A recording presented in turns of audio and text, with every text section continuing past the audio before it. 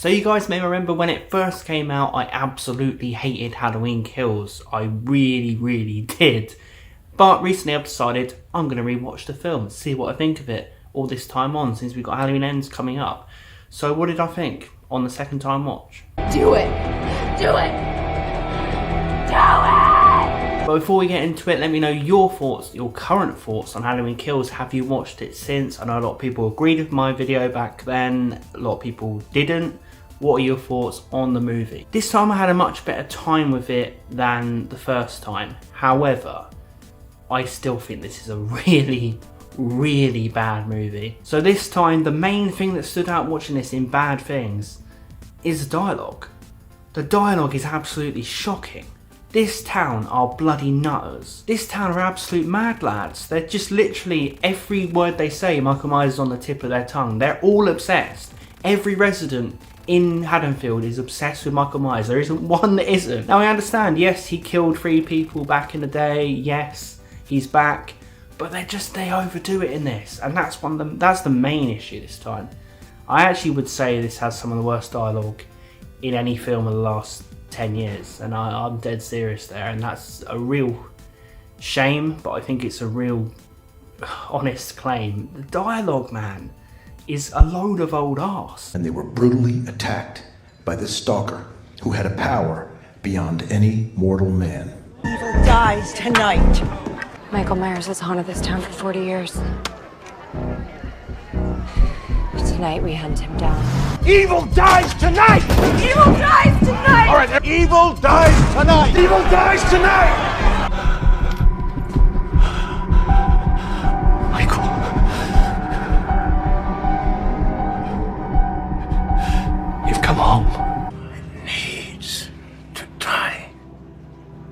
And I'm the one that needs to kill it. You know, when even Alison is giving monologues about Michael Myers, you know you've gone wrong. Like, Alison shouldn't be doing that. It's almost like everyone's just joining in with each other and turned into self-aware people who know they're in a Halloween film. It's almost like they kind of adopted some of the meta style of Scream, and it just makes you cringe. It just makes you not feel like you're watching a genuine Halloween film, just a Halloween film that's designed to almost parody of itself. It's just so weird how unhinged everyone is, not just Laurie.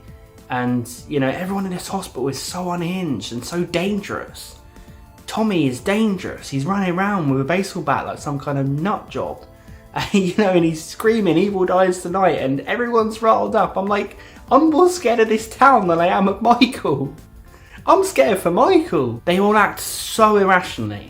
And it's shocking. I expected that subplot of chasing Danny DeVito around thinking he's Michael Myers. That's moronic enough. I expected that maybe to work better and play better this time, the mob mentality idea. It is shocking. It is unbelievably bad. I can't deal with it. I don't understand. These people are sprinting around this hospital. Doctors and nurses are sprinting around this hospital, knocking people downstairs to find a guy who you don't even know is Michael, who doesn't look like Michael. No one would remotely think it was Michael. There's no similarity at all. The level of incompetence and a level of no one remotely thinking logically in such an overblown way is incredible.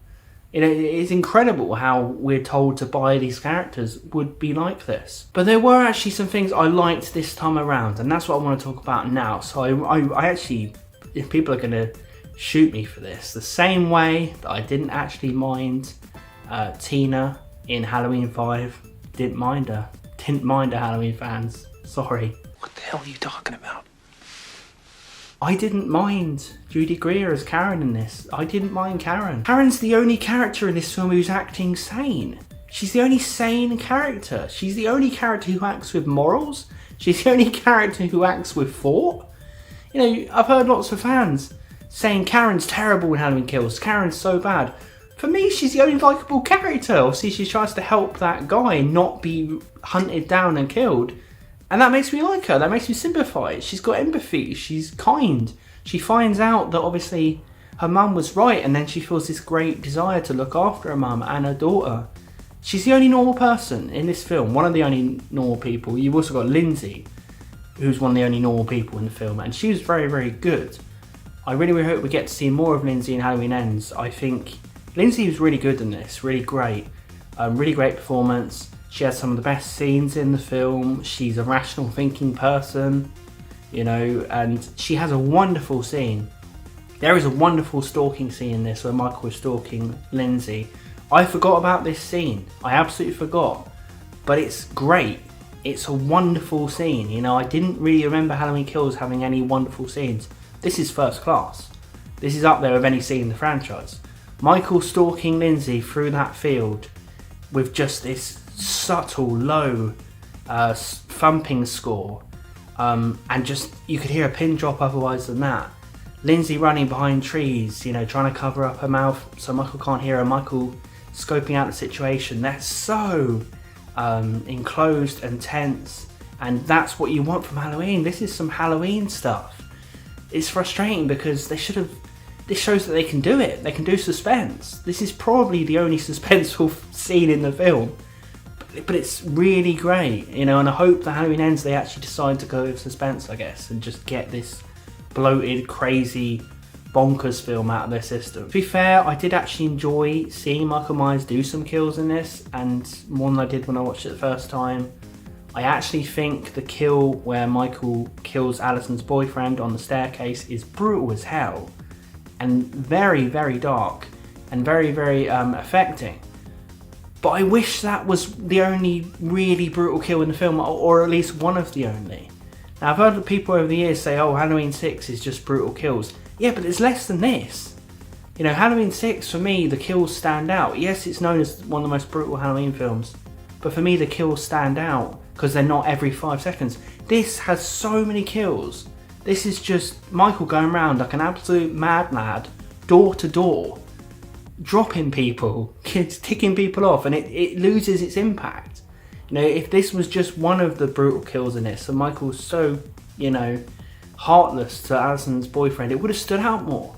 But unfortunately, you don't get that suspense, you don't get a feeling, you don't feel anything more when Michael's stalking anyone in the film than when he's stalking Alison. And that's a problem. It was frustrating this watch because I saw some potential. You know, the 70s flashback scenes annoy me, but I like that idea. I really like that idea actually, and I think they did create the 70s aesthetic very, very well.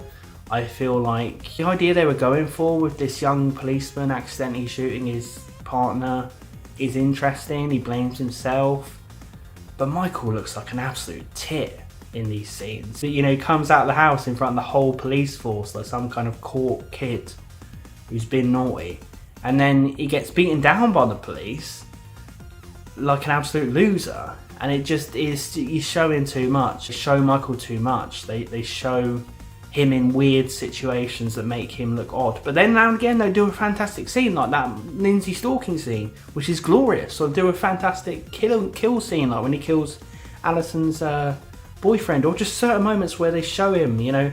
There are moments, like I like the scenes, how he's shown and how he's lit when he's stalking people and killing them. You know, I don't really like the whole scene where he's killing all the firemen. I don't like that. I think that's overkill. I think there's more kills in this than Friday the 13th, and there shouldn't be. But at least you could say Michael looks cool in this film. They get that right. But as I say, it's just cringe when you put him in such odd situations and make him look stupid. There's so many times in David Gordon Green's Halloween films where Michael tries to walk away when people are shooting him. Like he'll literally be walking along and you know, he'll literally be doing what he's doing, and then someone starts shooting, he go like that, and just like what, like really jerk away and walk away, like getting shot at, Mike. At least like, or that scene in Halloween 2018 where he gets shot in the shoulder and he goes like that, like some kind of popping your shoulder back in place after the gym. Like what was going on there? Like so many weird moments like that. You know, and in Halloween Kills, he tries to walk past whilst he's getting shot by the police. It's like, don't show him in those situations. Come on, boys. Obviously, we get that Streets of Rage ending, which is a load of old bollocks. It's Michael in Streets of Rage. It's another scenario we shouldn't see Michael in. It's it's Jason. Like it's almost like fan film, you know. What there should have been. Look, I'm not against Michael being badass and having moments where he's looking badass and fighting. But I actually prefer the Tommy and Michael relationship in Halloween 6. Because there was much more of Tommy and Michael having their rivalry in Halloween 6. This is Tommy, just this deranged madman running around putting everyone at risk around him. And he takes on Michael with about 17 other people. It just makes Michael look like this invincible, unstoppable killing machine who's on a Streets of Rage level. And that's not what you want from Michael. You'd want Tommy against Michael. Because it's the culmination of all his fears as a child. This character who's loomed over his life as a child, he's finally facing him. You know, that happens in Halloween 6. You know, that's what should have happened. Instead of, I don't like the whole mob mentality of 19 people against him, because then he turns into Jason. It just, you're trying to have your cake and eat it. You're trying to present him as the original Michael, but then have your cake and eat it and have him be the sequel's Michael. You can't have it both ways, and you can't tell me to accept it both ways. And then obviously you have the ending, which hasn't got better, with Karen eating some weed cookies, looking up to the window and seeing young 6-year-old Michael in some kind of hallucination. She was high as a kite. And then Michael comes behind her and kills her. And I actually felt that because Karen was great in this. I really like Karen in this. I actually really like Alison in this as well, even though she's doing Michael Myers monologues. I don't get why she's doing that. But I'm interested in seeing Alison progress into the main protagonist in Halloween Ends. You don't really get much out of Laurie in this. You know, she's very much like Laurie was in Halloween 2, 81, just sat in a bed all the time. But she's doing Michael Myers monologues so much, she's become Dr. Loomis so much that she's lost what made Laurie special. I really do prefer the characterization in Halloween H2O. And then obviously it ends with Michael looking out the window like some kind of depressed man. Hello, darkness, my old friend. Then obviously we got to get into the topic of Halloween Ends. Am I looking forward to it more after this watch? You know what, I am, because obviously I didn't have this passionate hatred this time. I still think it's a very bad film, but I had some enjoyment. Halloween Ends, I really, really hope they decide to go more reserved, more suspense focused, and actually have it be a culmination of John Carpenter's vision. I really, really hope they do. We've been told that they're incorporating it into a post-pandemic world. So I've got the answer to where's Michael been for the last 4 years. Social distancing, guys. Then Michael's been the most well-behaved citizen because he's the only one in a mask. I just hope that they try and fine-tune some of the rubbish, because this actually did get a bad backlash in general. It's got a bad score. Some fans really love it, but it's overbloated and overkill. But I feel like they were trying to do that just to have a wild and crazy movie. It's called Halloween Kills, as we know. Halloween Ends, somber. It needs to be somber, it needs to be a combination, it needs to be serious. It needs to be some good stuff from Jamie Lee Curtis. We can't have her spouting monologues every line. We need to have some characterization. We need to have Alison have some characterization. It's a shame we're not going to see Karen. I'm going to miss Karen, guys. I'm the only one. What are you guys' thoughts now on Halloween Kills? Have you rewatched it? What do you think? Do you like it more? Do you hate it more? Do you like it less? What's your estimation on the film, this many months on? Please subscribe if you're a Halloween fan. I do lots of videos on the Halloween franchise. Also talk about gangster movies on the channel. Also talk about other franchises. And we're movie geeks together. Let's geek out. Thanks for watching, everyone, and I'll see you guys next time.